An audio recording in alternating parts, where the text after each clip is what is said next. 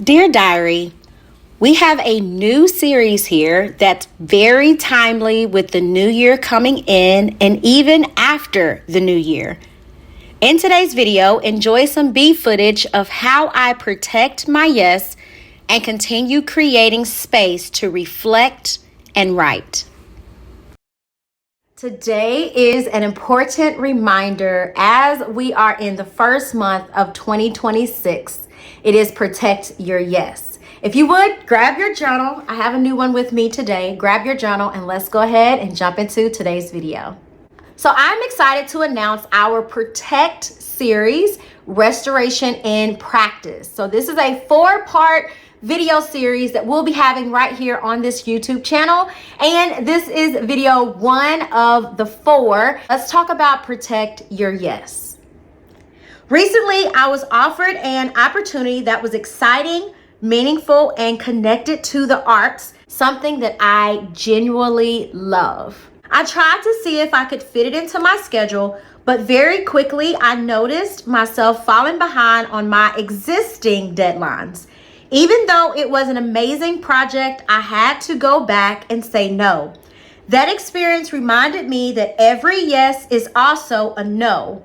Saying yes to one thing is saying no to something else. Your rest, your priorities, your calling, your family, your healing, your time, your assignment from God. So saying yes to something is saying no to possibly one, if not more than one of those things. I used an analogy. Life is full of opportunities, and each opportunity is a ball. A juggler can only juggle 3 balls at a time because one must always stay in the air. But I'm not a juggler, so I am a 1 or 2 goals at a time type of woman.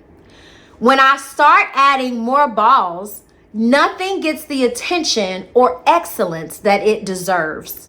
January is a season of resolutions, big dreams, and overcommitting. I've shared before on this channel that I operate at 12 weeks at a time, not 12 months at a time. And within 12 weeks, clarity and focus are essential. I have to choose which balls I'm holding because if I pick up too many, everything drops. So I want this video to encourage you. Protect your yes. Honor your capacity. Give yourself permission to decline even when the opportunity is beautiful. Your no is not rejection, it's direction. And those who love you will respect your boundaries. They will understand that you are committed to doing fewer things well rather than many things poorly. So your question may be, how does this connect to restoration? Because here we talk about restoration and beyond. Well, restoration requires focus, intention, and alignment, not overload.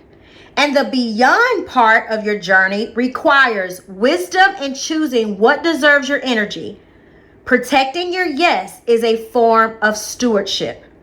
It is choosing purpose over pressure. So, protecting your yes has a lot to do with restoration. Okay, so as you know here, we journal. I want you to grab your journal. I want you to journal this prompt. What is one thing that you need to say no to protect your yes? All right? Until the next one, stay patient, stay present, and trust the process because restoration and beyond are possible. I'll see you next week. Courage will walk you through. It will climb every mountain too. Courage is that something. It is that something that will never give up on you. Wow!